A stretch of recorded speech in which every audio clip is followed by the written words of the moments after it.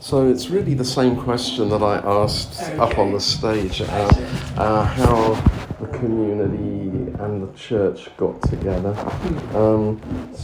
Is it a fact that there's a relatively large Ghanaian community in Saitama, or is it just an average sort of prefecture? From my understanding, I think we have lots of people in Saitama. Right. Yeah, better than all the other prefectures in Japan. Oh, right. Yeah. Any idea why or how that happened? I think the Ghanaian people usually they want to live kind of closer to people from Ghana, from their own country. Right. I was living in Chiba, for example, and when I brought my wife, she told me there weren't so many Ghanaian living in that area, so she asked me we moved to. You got a visitor.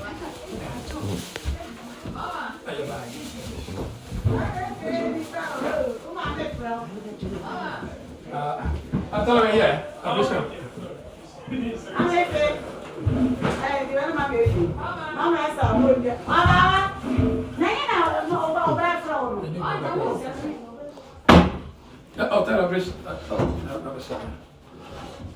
So I can well understand that once there's a little community, then it's going to grow because people want to be part of it.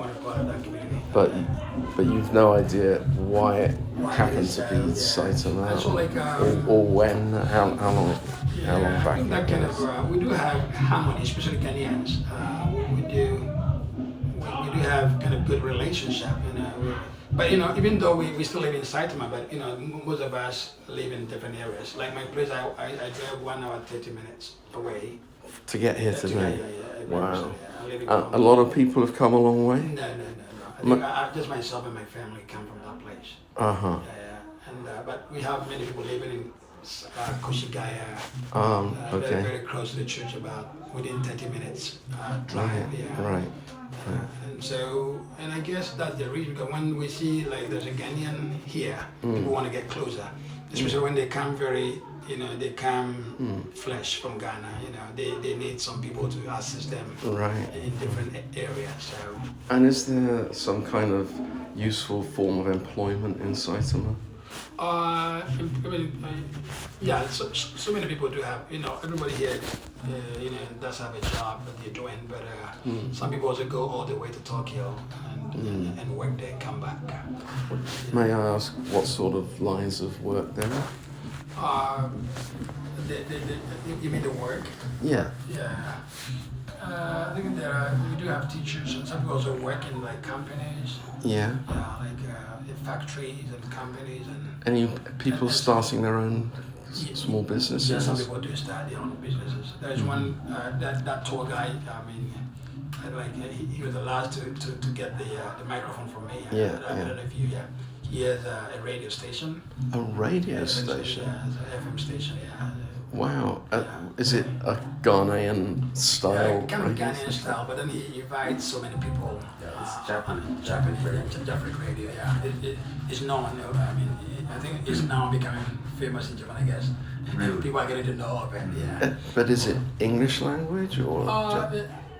Sometimes English, sometimes like Ghanaian kind of language that they kind of combine, and Japanese sometimes. Yeah, that sounds fun. Yeah. And is it on the internet as well, or just on traditional radio? Kind of traditional, I guess. Okay, well I've got to check it out now. Separate radio, yeah. Right. So quite recently we did a crusade. We invited so many people to come to a crusade, and he had to take videos of those things and then broadcast it internationally. So many people got access to the videos and all this kind of stuff. So is there a religious component to the radio station? I think I would say so, but there are times they do other stuff as well. It's not just for that anyway. Yeah, they do. Yeah. I see. So when was this church founded? I think this church About 27 years ago. 27 years ago.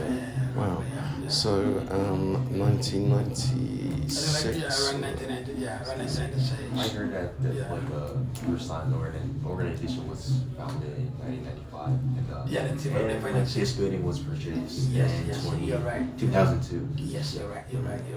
It's like when just a group of people, we have this, like even though it's small here, I think it's the dominant church we do have in Ghana. We call it Church of Pentecost. Yeah. There's a man that came from I think England. Yeah, he established that through that man, the church was established in Ghana. Right. And then many years back, and so after he passed away, a group of people sat down and they decided to continue with the church. Yeah. And it has grown now. In Ghana, we have the population is about 30 million, and out of about 3 million plus members of this church. Right. And we have it, across the globe, in the United States. Everywhere you go, you find Church of Pentecost. So what makes Pentecostalism different to other kinds of Christianity? The belief of, I would say the Holy Spirit, I guess, because we believe that during the day of Pentecost, that, of course, was the day the Holy Spirit descended on the apostles 50 days after Easter. Yes. Most of the, I wouldn't say most, but some other religions, did not actually. I would say they don't believe that they are not into that. But for us, we believe strongly. For Pentecost, we believe strongly in the power of the Holy Spirit. Even as of now, there are so many Ghanaians who do not believe in the speaking of tongues. Right. But speaking in tongues is very important to the Church of Pentecost. Yes. Is it like if you can't speak in tongues, you can't be a member, or No. how does it work? We just like advise that people work hard. It's not about working hard, but like if you really want it, because you have to desire. That's how we preach or we tell them. The desire to have the power of God or the speaking of tongues. Once you desire of it, you are able to receive it, and so that's the only criteria. And it doesn't stop people from going to heaven. There's no Bible verse that says that if you don't speak in tongues. But we just advise that people, once you have it, you get so many advantages. The ability to pray, and because if you don't have the Holy Spirit, sometimes you'll be using your own local dialects, and within a short period of time, you are tired of it. You're tired of it yourself. But if you have the speaking of tongues, you're able to pray, for so many hours. And that's what we tell them. It's not a compulsion that you have it. Right. Anybody can be part of it. Yeah. So some churches, when a person is speaking in tongues, another member of the church will interpret the meaning of what they're saying. Does that happen in your church? Yes, it does happen sometimes, but not very often. Is that another special gift to be able to understand and interpret when people are speaking in tongues? Yes, it's a very difficult question, but I believe when the power actually came upon the disciples, we saw that they were speaking in different dialects, different tongues, and everybody could hear about that. Yeah, so for us, sometimes we the tongues that I speak in tongues, but sometimes like you come to church, you begin to speak it. At a particular point in time, you may hear somebody else try to interpret what you're saying. It does happen sometimes, especially when I was in Ghana. It did happen a lot. Somebody will be speaking and somebody will be doing the interpretation. And when you heard that happening, were you convinced by the interpreting? Yes, I was really convinced. I remember one time in Ghana, we were in the church and somebody started speaking in tongues, and somebody else. In Ghana, we have different dialects, different languages. 72 of them. So tribal languages. And so we were the people that were gathered there. We're mostly from the Ashanti, the Ashanti tribe. so nobody could speak any other language. So you were just praying and praying and praying. And then the leader started speaking in tongues. And then somebody who was just passing by heard what we were saying. They came in and said, can you understand my language? So it did happen once, which Right. I mean, in England, if somebody starts in church starts speaking in a language other than English, well, unless it's obviously French or German or something, you think he's speaking in tongues. But in Ghana, when you have 72 different languages, this guy could be speaking a dialect from a different part of Ghana. Do you think that happens sometimes? Yeah, it does happen. Not frequently, but it does happen, Yeah, it does happen. I had to keep asking Tyra, is that guy speaking in tongues or is it Tweet? It does happen, It does happen. And also the gift of prophecy, it does happen a lot. Somebody God will be using somebody to speak to the church, Right. So what about eschatology? You believe we're living in the end times? Yes, I do believe. Do you have any more detail on that?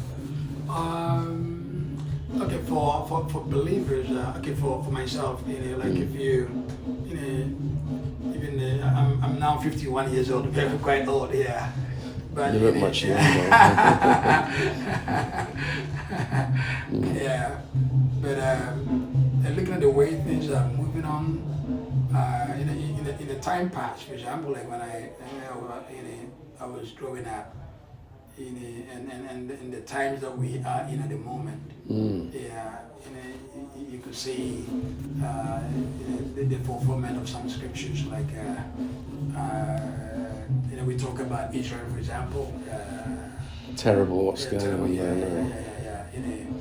So those situations, could tell you that in a very soon perhaps Jesus Christ might appear. There's so many wickedness going on in the surface of this earth. Unlike before, now people they're becoming more wicked than it used to be in the time past. And do you think? Things are changing. How long do you think we've got? Somebody was saying, I had a friend say 99%. we only have about, somebody even said that we are now in an extra time. Yeah, that's how some people believe. Right. But the Jehovah's Witnesses, for example, I think 3 times they set a date and time for the end of the world, and then it didn't happen, and they had to reset. In the Church of Pentecost, you don't have a particular date in mind. We don't have a particular time, but we do hear people talking about that. I remember when there was this kind of war between Russia and Ukraine. Many people started coming out with prophecies or maybe kind of unveiling the scripture, saying that this is a sign of the end of the world. But still we are in right now, So these things keep going, so it's quite hard sometimes. And because even the Bible says that even Jesus Christ said the day in which the end of the world will come, he's not very much aware of it. But I think in the scripture says that even the day he doesn't know. That's what it was said somewhere in the scripture. So we're not very sure of the exact date in which Christ might come. But looking at the things that are happening around the globe, around the world, for believers, we hope he comes so that everything will be over. There's so many wickedness on the surface. Bad will be punished and the good will be rewarded. That's a belief. That's a belief. So you believe in divine punishment? I believe in that. So, for example, in 2011 they had the terrible disaster here, the earthquake, the tsunami, the nuclear meltdown. At that time I heard some pastors in the USA saying that Japan was being punished because they hadn't accepted Christ. 100 years or more of missionary work, and still only 2 or 3% of the population are Christian. What do you think? No, I wouldn't actually buy into that. I wouldn't say so. Yeah, because like there are also natural disasters. We know that God is in control of everything. I mean, He could perhaps put a stop to those things. He could also allow them to come. Sometimes certain things happen for our own good. Yeah. So when they come, they help you to also find a way of dealing with the situation. If they don't come, like it's just about this kind of darkness and light. Like bad situations do come. So you have to find a way to also overcome those kind of situations. And so I believe that maybe it was for them to help Japan prepare itself for maybe a worse situation in a. For what? Yeah, like because what happened? Maybe something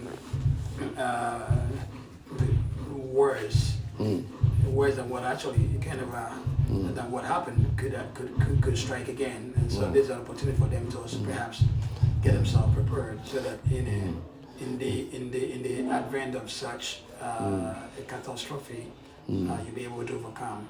So I don't believe it's a divine punishment because I believe in Christ.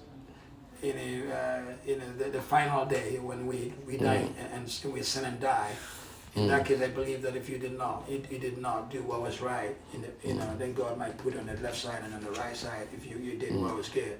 But right now, the grace of God is for everybody. God wants people. He doesn't want people to die even in their sins. So what is the sense of God bringing this kind of tsunami to come and destroy people? Just because they haven't believed in Him. In the times of old and in the times we live now, I think that there's a difference. In those days, Christ had not come, and the people would not listen. And now Christ had come. His blood is always pleading for the sinners. So I don't see the essence of God. I don't know if you remember, but most Japanese people, they don't think that way. They just say, it's a natural disaster, shogunai, I think so too. Yeah. Well, one Japanese person who did call it divine punishment was Ishihara Shintaro, the governor of Tokyo. He said it was God's punishment because Japanese people had become too selfish and egotistical. And a lot of people got very angry with him, and a couple of days later he had to have another press conference and apologize for it.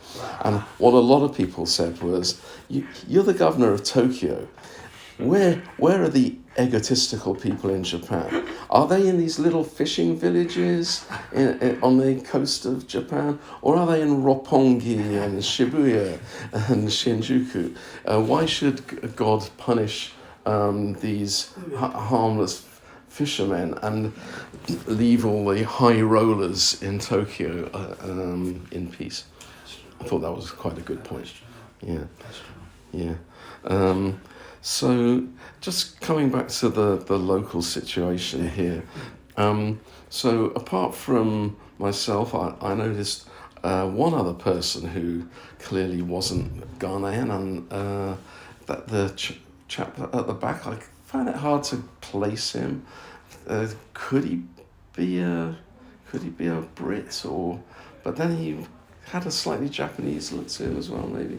You know the guy I'm talking about? Yeah, I saw the man. Yeah, actually, the Japanese man. He saw the back. Yeah, Pastor actually met him.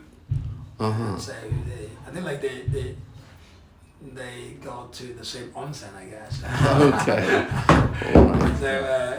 So he was able to convince him to come to church. So he comes very often since he started. He comes almost every day. Yeah, and so when there's one girl, but she couldn't make it today. She's the one that has been helping with interpretation from English to Japanese. But very unfortunately, she couldn't make it today. So I asked my son to sit by him.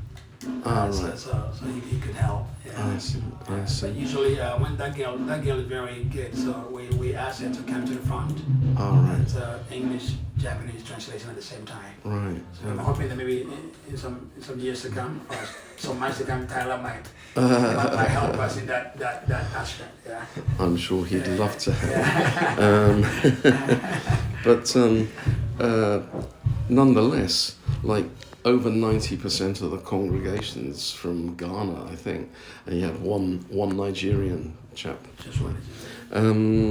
So, are you trying to expand beyond the Ghanaian community? Yeah, I think that actually I became the leader of the church about 2 years ago. Yeah, as we said, like it's been here for about 27 years or so. Yeah, but the problem with this church has had is the use of the local language. We've been using, because most of us understand, you know, I'm from the Ashanti region, we speak Twi. Yeah. Japanese people cannot pronounce it well, they say Twi. Yeah, so but they say Chi. Chi. Yeah, Chi. So that tribal lineage, you know, I mean, that language, many people here can, even most Ghanaians can speak. Most, if I'm correct, I would say about more than 50% of the population of Ghana can speak the Twi language.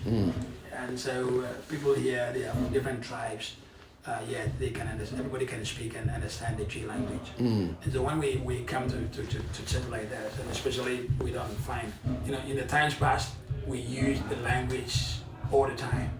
And we do, and even in America, we still have, that's how the church is built. This is the Akan, we call it Akan church.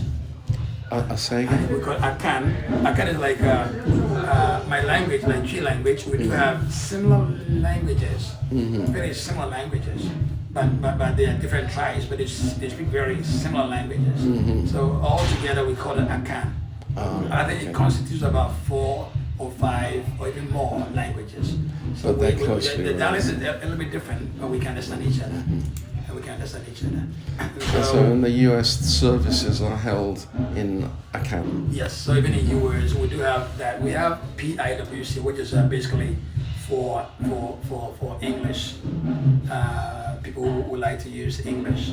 So they use English purely, just English. So what does PIWC stand for? It's like the Pentecostal or Pentecostal International Worship Center. International Center. Western Center. Pentecost International Worship Center. Washing? I mean, worship is like, I mean, WORSHIP. Worship. Okay, Yeah, sorry. Yeah, Beg your don't pardon. worry. Right. Right. Right. So that's the center. Yeah. And they do services in English. Yes, it is. Right. So, But just so- only English, purely So I can English. see it's quite a complicated challenge. English, Chi, Yes. Akan, Yes. other Ghanaian dialects, and that's even before you start trying to do it in Japanese. Yes. So today, like, I think you heard most of the songs, perhaps, Yeah. in our local dialects. Yeah. Right. So I think many people here, back home in Ghana, I mean, we're kind of used to the Ghanaian style of worship. Yeah. And so we're supposed to perhaps change the style a little bit once we are in a foreign land. Yeah. But unfortunately, we just trying to amend, but we are not, we are far from. Well, I wouldn't say it's unfortunate because I'm sure it brings a lot of comfort to the people who come here to have a Ghanaian style service, just like back home. But it's a sort of impossible problem, really. On the one hand, you have an almost entirely Ghanaian congregation. They want the comfort of that at-home style. On the other hand, that makes it rather difficult to appeal to the mainly Japanese people around you. But we used to have some Japanese some years back. I think like I mean, some of these people are married to Japanese. They try to bring their wives. Yeah. But I think that most of them continue for a while and then they got tired. Coming every day was kind of hard for them. So they come maybe at the end of the year. You see them coming, but on 31st all night. We have all night services at the end of every year. So.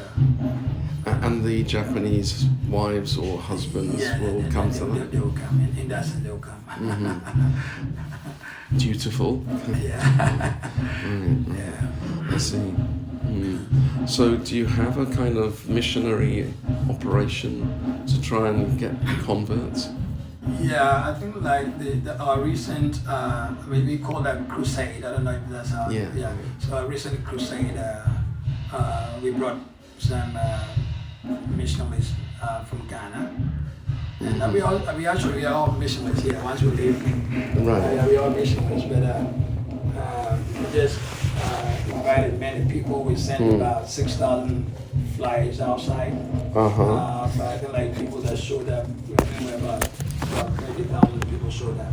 About 300 people, sorry. 303 people showed up. We had it on Sunday morning, Sunday evening. I think Tyra was there. UK, right? The crusade we had. Yeah, I think, yeah. And that was with several other African churches. Yeah, and some Japanese were. Some Japanese were.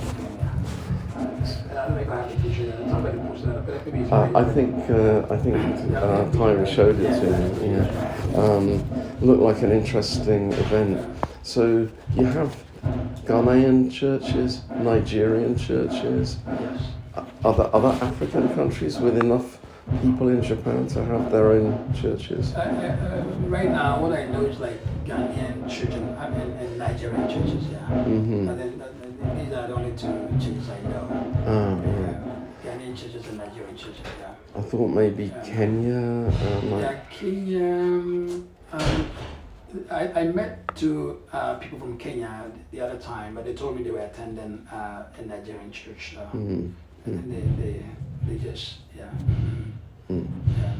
And then the branch we have in Tokyo, we have some Filipino people from the Philippines. Right. That's No, in English. I guess the Church of Pentecost is active in the Philippines as well. Right. Okay. I'm nearly out of questions, but so another thing that I associate with the Pentecostal church with is divine healing. Does that ever happen here? Oh, it does happen. Unfortunately, for this particular church, we don't get people coming with sicknesses and all this. You're too healthy. Yeah. Yeah, but I mean, we believe in divine healings. Yeah. I've always been praying. Maybe one time I get the opportunity. Sometimes there was a time I was thinking maybe I should go to the hospitals, just visit hospitals and pray for the sick. But I haven't worked on that. I don't know how possible that would be. I wonder how they would react. Yeah, if they will give me the opportunity to also play for maybe the sick, I would love it. But I don't know how to go about it. Yeah. Have you ever been able to heal somebody? Oh man, like, even before I came here, I was very young at the time. I think like I was around 20 before. I came here at the age of 28. So before that, the Lord had used me to heal so many people. So many. So Tyra's been trying to use this academic concept of the intimate sphere and the public sphere. I can understand the intimate sphere. You know, it's like a family here, and I'm sure. For the Ghanaian people who come here, it must be like a weekly refreshment, recharging batteries, or having a spiritual shower or something like that. But what about? I'm not quite so sure about the public sphere. I mean, how does the church interact with the Japanese community around you? Do you have good relations? With the local people? Yeah, we do have, especially those who are living around here. Sometimes we do it, in the time past we had we established a school. There was one professor, unfortunately he passed away, he died. At that time I think I had just come out from school. And then we established a Japanese language school upstairs. And so he would, when the Japanese people would be coming, and he was in charge, he'd be teaching them English. So I started from there. It was just free of charge. So people would be coming and we'd be teaching them English. And would you teach them Bible verses and that kind of thing? Yeah, like he started with just the teaching of English, but at a point in time, I remember we were kind of trying to develop a strategy using the Bible, because I at the same time I heard in Yokohama base there used to be a small church. It's not Pentecost, but they have some materials. It's okay. Do you mean the Yokosuka base? Yokosuka base, yeah. So I heard there was this kind of a Christian-based language kind of a course. And they teach them free, but then they use the Bible, the Bible stories to teach the Japanese English. And I think whilst they were loving the story, at the same time, some of them just converted into Christianity. They converted. So we were thinking about doing that, but I think it wasn't long and the man died, unfortunately. Ever get like any conflicts with, just like the neighbors around here? Oh, never. You never. They don't mind the drumming. Never. Right. We've never had any problem with them, yeah. And then like, at the back here, at the back of the building, it's not our place. I think it's for the government, I'm not quite sure. But we do the weedings, You do what? We make sure we weed the place, we make the place clean all the time. That's a very good so the move. city, they love us a lot about that. Yeah. So we're able to park our cars even there. And so they don't complain. They don't say this is not your possession. Why do you park your cars here? Because we have taken upon ourselves to tidy the place. So That's how to get along in Japan. Yeah. Right. And when the time came for us to do our church registration, we did the registration about just last year or so, or two. A few years ago, we did the church registration. It's not easy to register your church in Japan. It takes a lot of processes. And then a long time. But because of maybe I won't say. But maybe because they know we're doing the right thing. So when we did apply, they just gave us. Is that the national government? Yes. Yeah. So you get tax-free status. Yes. Up till then, you had to pay taxes. Up till then, we weren't paying taxes, but it was kind of we were just coming to church. There was no registration fee. Just because we give tithes and offerings. Yeah. But we weren't actually giving because it's a church, so we're not paying anything to the government. But the registration helps to invite people from outside to Japan. It gives you some sort of recognition that you are part of. You are in Japan or something like that. How about your relations with the church back in Ghana? Are you sort of officially a branch of the Ghanaian church? Yes.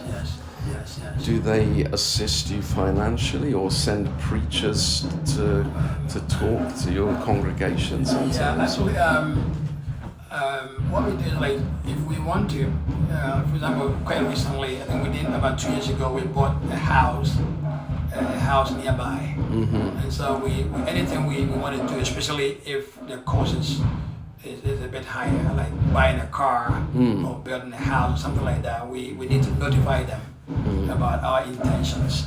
So we told them we would like to acquire a house for the pastor and the family, and that we would need the assistance. So in that case, they try to help you financially. They might not give you the full amount, but at least they can contribute a quota to. And how about visiting preachers from Ghana? Does that happen sometimes? It's far away, but the recent one we had a crusade. One of the leaders came and ministered to us. They come, but normally I think this year January, the third in command who was here. The what? The third the third in command. Okay. I mean, in terms of rank, he was here. I think it was in January. And then the one we just had was in November. the recent one. That was November. November. So and that one too. He's also part of the executive board. Mm-hmm. So he also came. Yeah. So you get some recognition. Yeah. Yes, I did. That's good. Sorry, just when I think I'm about to shut up, I remember another question. Had the impression that the elders are all men. Is that right? You don't have female elders. Is that right? Yeah, you're right. You're right. But the women had a very active part in the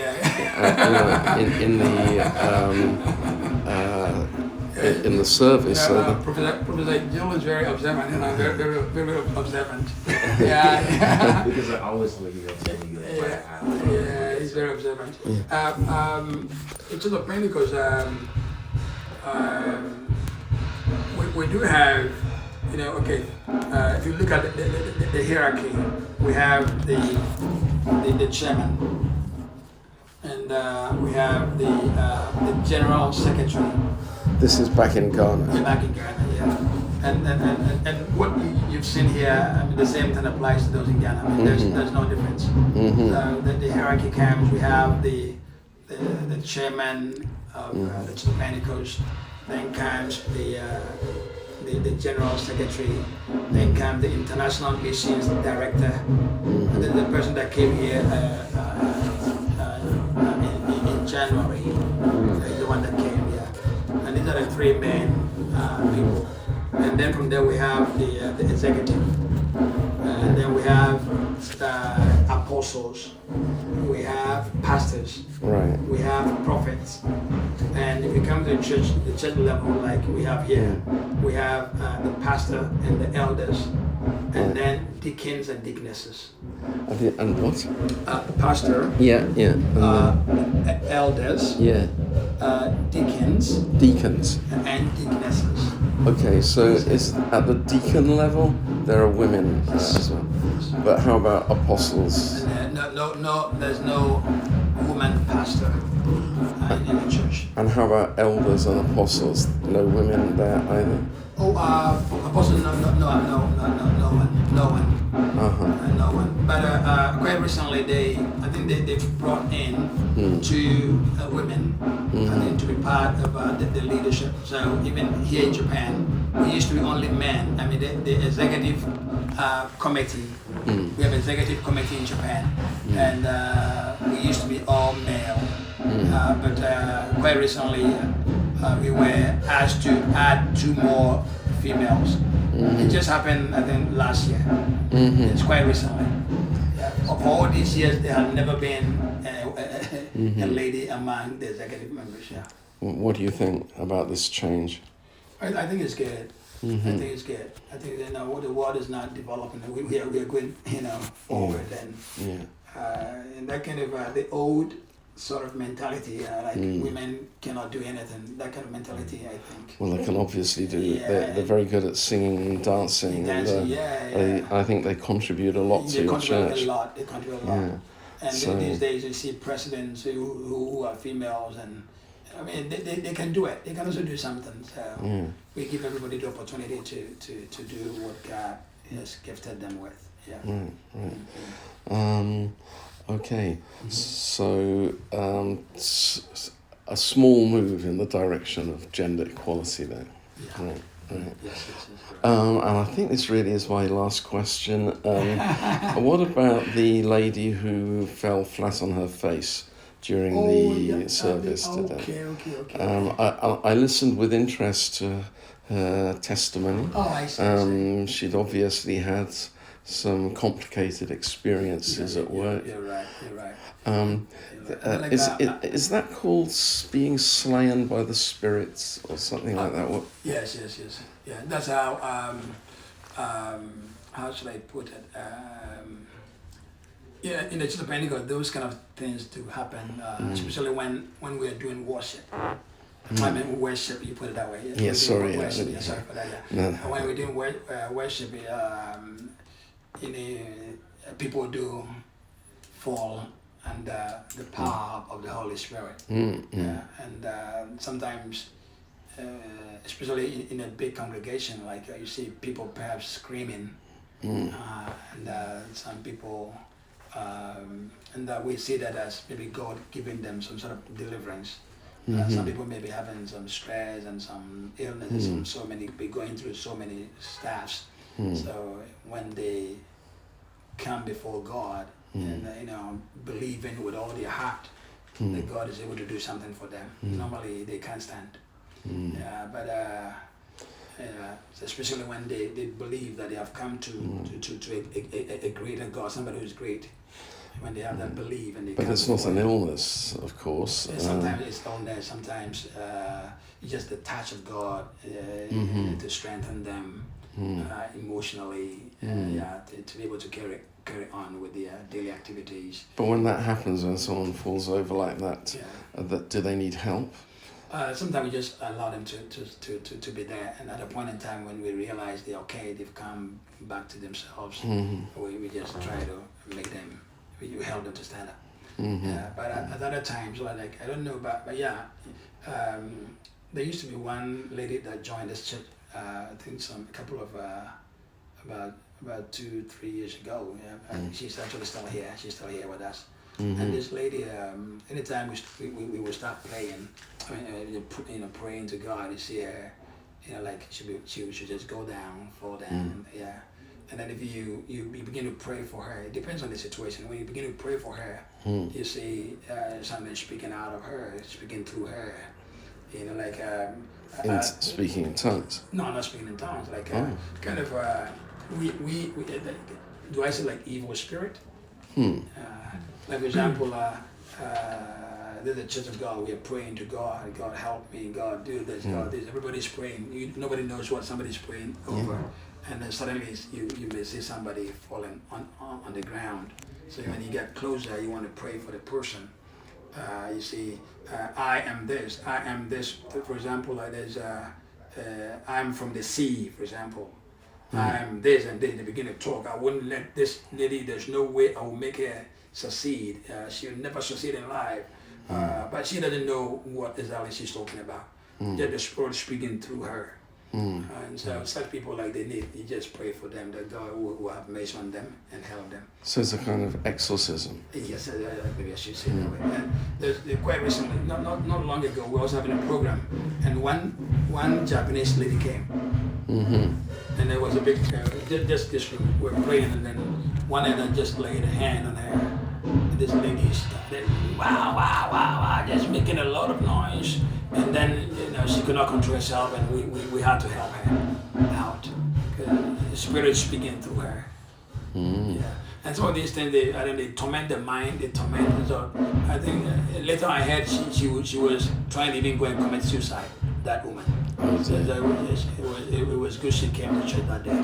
So in that case, we just surrounded the elders. Would pray for the person that the message of God would abound on such people. So this kind of, especially in Africa, there are so many beliefs. Not necessarily beliefs. There's so many. Should I say evil spirits? There's so many of them. So witches and witchcrafts and those kind of stuff, they're still prevalent in Ghana, in Africa. So if you don't have God, and if you have God, you should hold Him firmly. If you don't hold Him firmly, your life can easily be taken. So you have to be praying, you have to be reading the Bible, you have to always strengthen yourself in the faith. So in the face of any challenge, you'll be able to overcome. There are so many things. People, they go to seek. If they want to destroy your life, for example, they can just go to seek help from somebody, like people that practice witchcrafts and those kind of stuff. They go there, they take your name there, they can just call your spirit, and then suddenly they can just pierce you with a spear, and then immediately you're dead. You cannot survive. There's no way you can survive.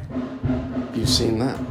Yeah, it happens all the time. So if I'm here, for example, and somebody takes my picture, just my picture, especially if I had wronged that person, and maybe the person is very angry at me because I've wronged him, he will just take your name to see such kind of people, and they'll just call your name, you call your spirit, you appear in their mirror, and then they can pierce you or something. They can easily kill you. It happens. You see many young people in Africa dying. Most of these things come from that particular source.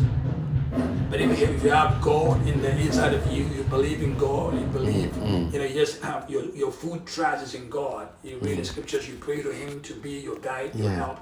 They will try and try and try and try and try, but you still be walking. You still be there.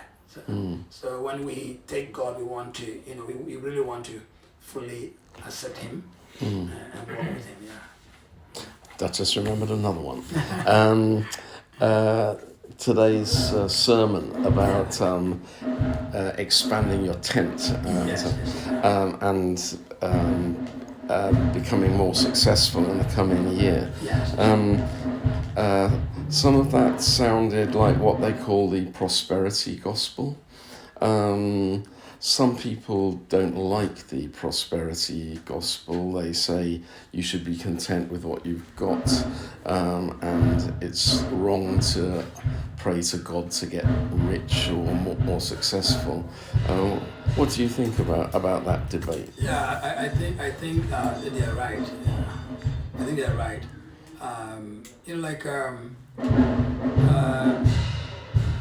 Actually, if you want to get more members in the world we're living right now, people only want to hear what they want to hear. They want to hear good stuff. People would like to hear about prosperity. God is going to bless you. God is going to do that. But in actual sense, the year might be over, and still they are somehow in the same spot. They say, even though I believe that if you take these kind of words and you walk by them, God is still able to bless you.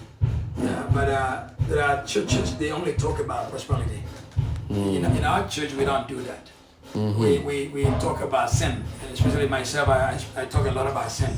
And say, sin is not good, if you continue sinning, this and that and that and that. So today I was, when he finished the sermon, I think I put down some points, and I did say that the first one is redemption. So redemption is about redemption from sin, because the Israelites had sinned, and for that matter, God sent them to Babylon, and they became slaves, for about 70 years, and now He brought them back, and He said, enlarge your tents. So the first thing I learned was, if we continue in sin, there's no way God is going to bless you, because once you sin, you're going to be in bondage, bondage of sin, and so there's no way. But the first thing that that has to come is to live in a sinless life. You cannot live. I wouldn't say like you wouldn't sin, but to be close to God, always close in prayer. Close in your Bible reading, you get closer and closer and closer to God. If you get close to God, then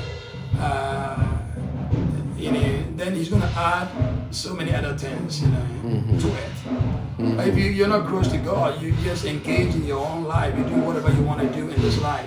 You be chasing women, you be stealing, you be gossiping, and you want God to bless you. It's not going to work that way. But today, this month, we are actually treating about open doors. That is the topic we've been given for this month.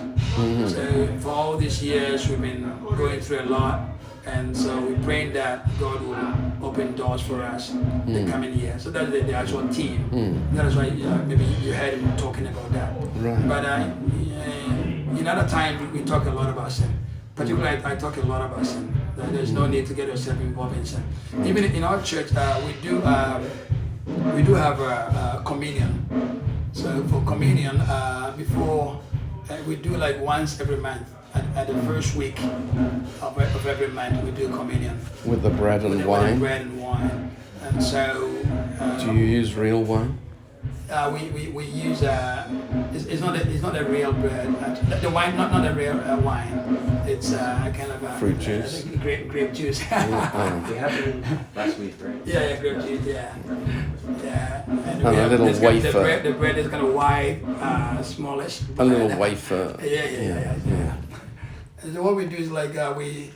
In the church, we tell them if you're married to two wives, in Uganda, people are not restricted as to how much wives they can have. But for Christians, we do have one wife. But for people, there's no law, unlike Japan where they have these kind of established laws that if you have to get one wife and one husband. But Ghana, there's no law to that. So, like for example, we do have Muslim population as well, and they can marry up to 4 or even more, and then so the law about marriage is kind of lenient. People can do whatever they want to do. But for Christians, we make sure if you are a Christian, you come to church, you want to dine with God, we want to make sure you have only one wife or one husband. So we tell the congregation, if you do have 2 wives or 2 husbands, please don't come, please wait. If you haven't been baptized by immersion, please don't come, please wait. If you believe or you think you are in a particular sin, you can't stop, you haven't stopped yet, please wait. Because gambling, drinking, that kind of thing. You can't come, please wait, because you can't dine with God unless you do away with those things. And so we're very strict when it comes to issues about sin. What happens if you find out by chance that a member of the congregation has been engaged in some kind of sin? Will they be expelled? Yeah, actually, what we do is, even in Ghana, we just, just speak it publicly, like, in front of the congregants that this is not good, stop and blah, blah, blah. But there are people who might not... Call them out by name? Yes. No, you don't do that. You don't call it by name. they get angry. If the cap fits, wear it. Yeah, they get angry and frustrated. But we do have a system, like, especially for the leaders. For the leaders. If you're a leader, you're supposed to lead by example. Yeah. So, if, for example, like if you're a leader and you are caught in a moving with a lady, I mean, in a bad sense, that lady is your girlfriend or something like that, then that moment we're going to bring you before the congregation and expose you. This leader, we found him with this lady. Not mere finding you walking with someone. There's nothing wrong with that. But if we see that maybe you have engaged in a sexual activity with a lady or something like that, we're going to make sure we punish you in front of all the congregation. But for members, normally we don't, unless we see you want to create or cause confusion. There's a member who want to cause confusion. At one point, there was a member. We saw him have an engagement with somebody, and then maybe that engagement to, like, I think that lady was also, was it somebody's wife or somebody's wife or something like that. Yeah. So when we see that, we don't tolerate. We make sure we expose you.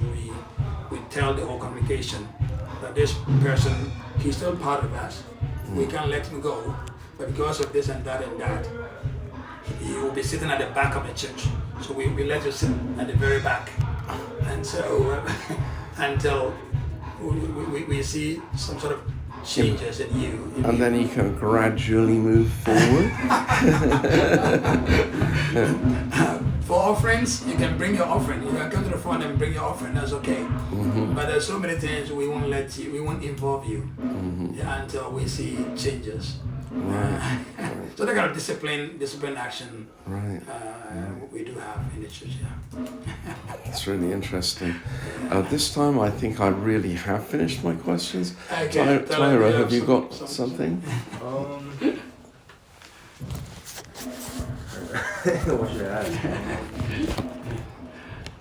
It's a good opportunity.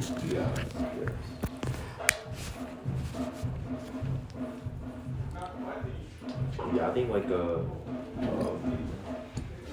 females, like, and like being members here. I think I can see that there's kind of like a tendency that, like, I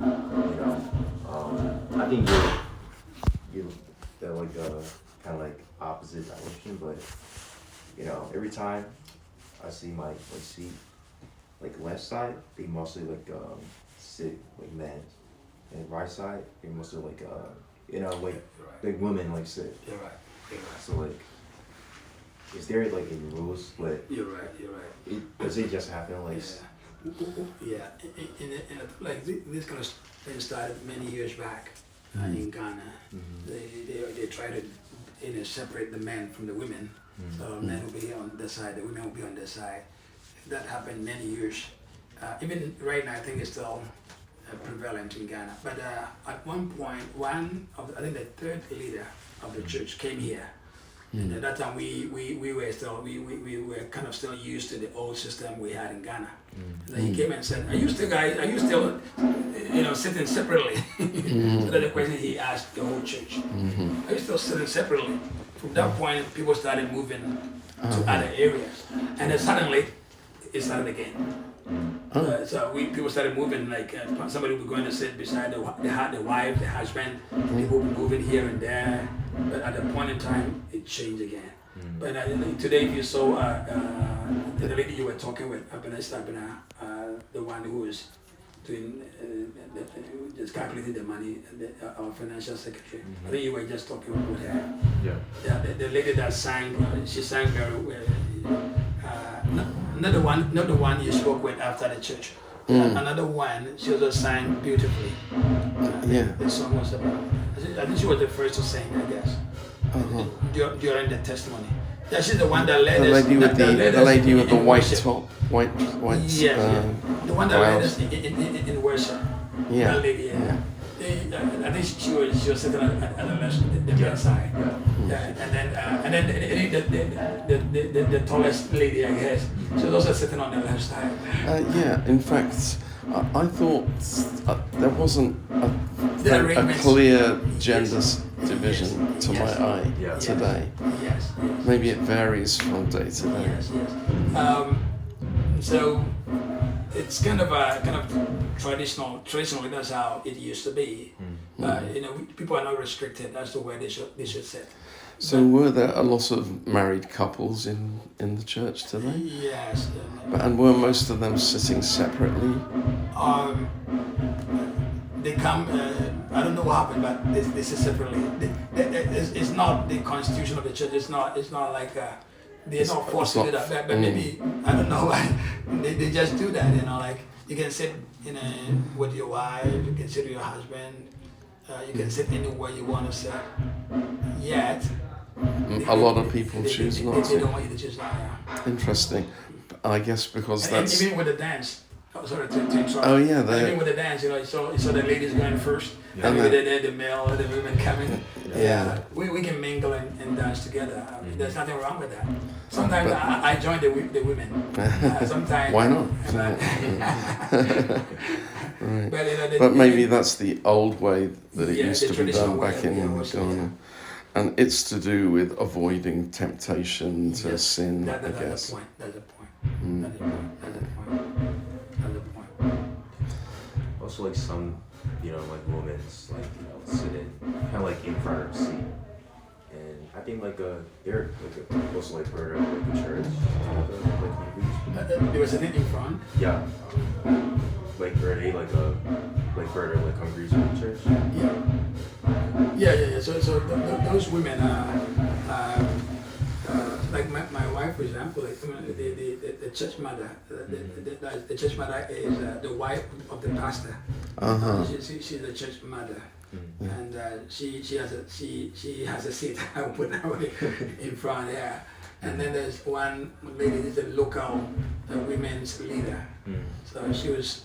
The church mother is not here today because she went out with her husband to a different branch. But the local church mother was here locally. And then my wife too, she's because I'm the presiding, the leader of the church, so my wife too is also, and she's also a deaconess. So these people always sit in front.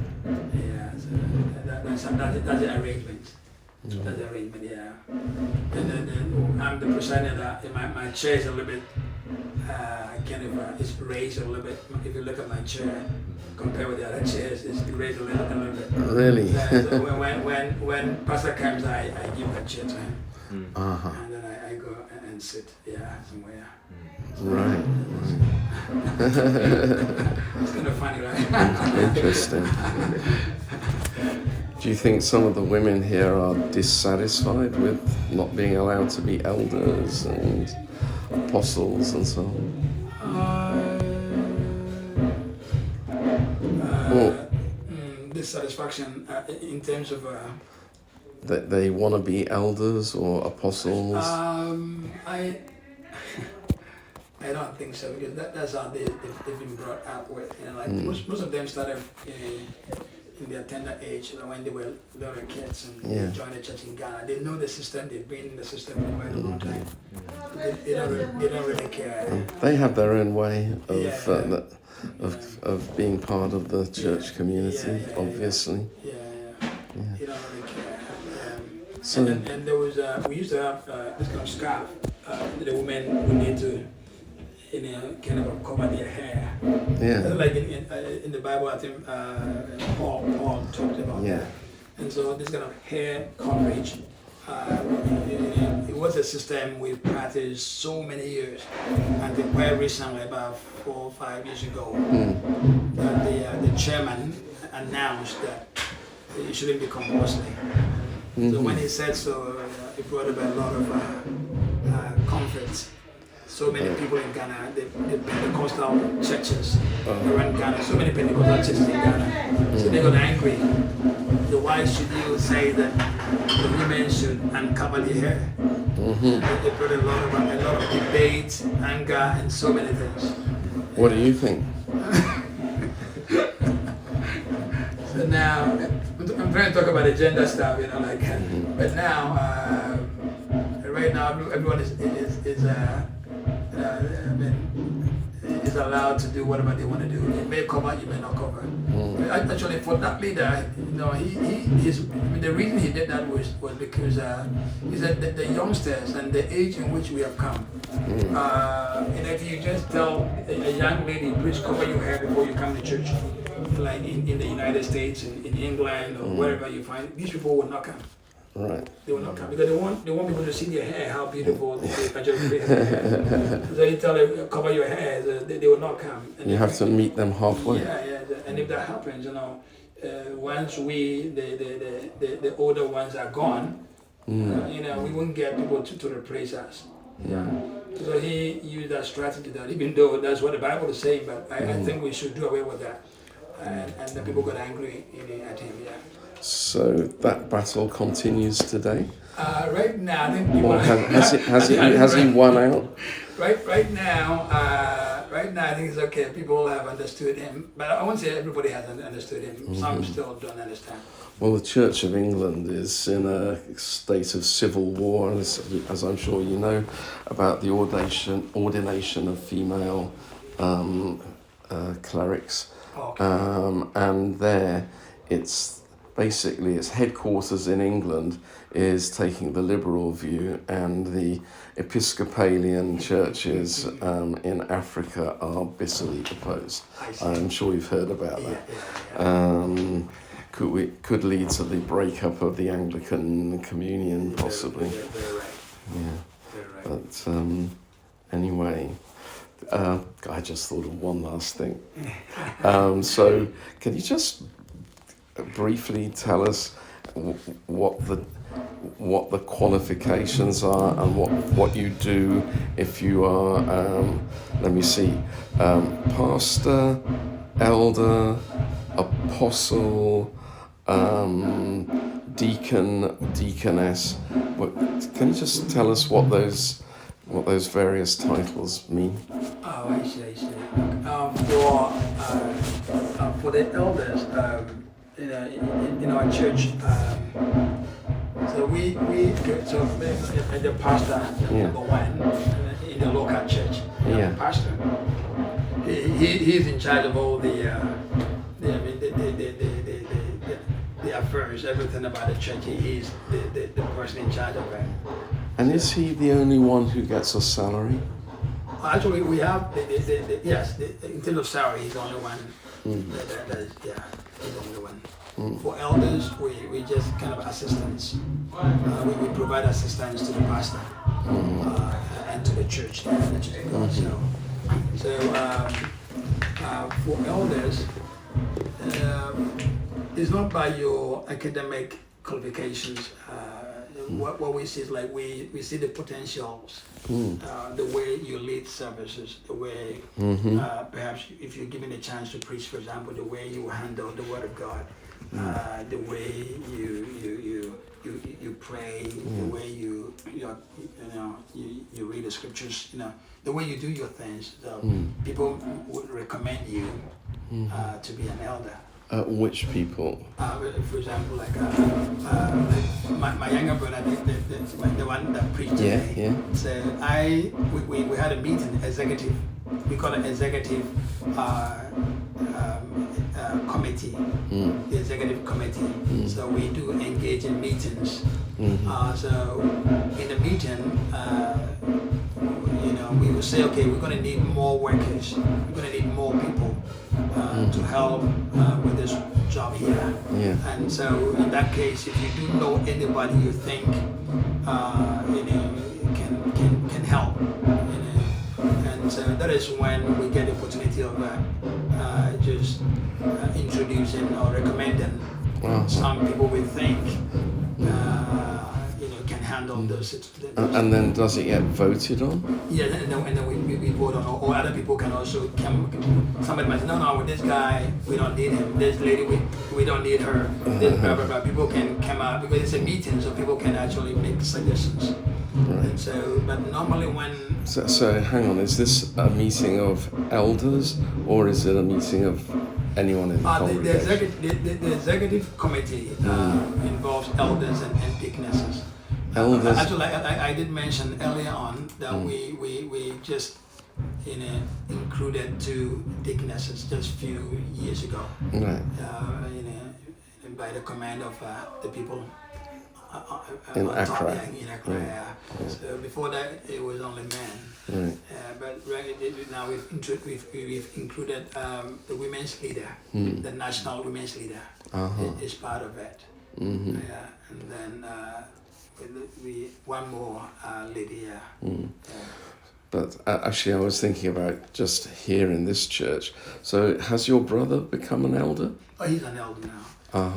Elders do sit in the front. I see. The right. deacons, they are at So the back, So it seems like there were maybe 6 or 7 elders. It's about 6, And one couldn't make it today. Couldn't make it today, Right. But you also mentioned apostles. Yeah, apostles. Before our current pastor, there was an apostle. This pastor came about 4 years ago. So before that, we had one pastor from the U.S. And so he was here with that for 6 years. After the very last year, he became an apostle. They made him an apostle before he left for the U.S. So an apostle is higher ranking than a pastor? Yes. So we have the apostle is the highest in the Church of Pentecost. We have the fivefold ministry. The fivefold ministry is like an apostle. And then we have pastors. We have evangelists. We have teachers. Teachers, and I think there's one more, And elders? Elders, yes. Below teachers? Yes, and elders. And then deacons and then deaconesses. And all these posts are decided by the congregation or by the executive committee, whether someone should... The executive also is subject to, we do have what we call the presbytery. So that involves many people. If you look at the whole Japan, we have so many presbyters. And so that is the biggest or the highest in authority. I mean, that presbytery, the highest. So we the executive is still under the presbytery. Sorry, is the presbytery in Ghana, or do you have one here in Japan? We have it in Japan. In Japan, yes. So it involves so many people from different branches. So when we meet, so many people we meet. And out of the presbytery, we do have the executive. So we are kind of representatives. We represent the presbytery. some decisions we don't need everybody to be on board. We just decide for the church. But when we want to decide something that is very, very important, we have to bring all of them on board. So, are you a member of the presbytery? Oh yes, I'm a member. Yeah. I'm actually the general secretary of the church. For the whole of Japan? Okay. I don't speak good English, but I write nicely. No, you speak brilliant English. Yeah, the Ghanaians, my strength is in writing, but Right. Okay, well, it's quite an elaborate organisation there. A bit like a Japanese company with the buchos and kuchos. That's very true. Anyway, wow, gosh, it's been more than an hour. Thanks very much for sharing so much of your time. I don't know if you'll like this book. It's a bit of a funny one. I'm going to read it. It's a one-man ethnography of this guy.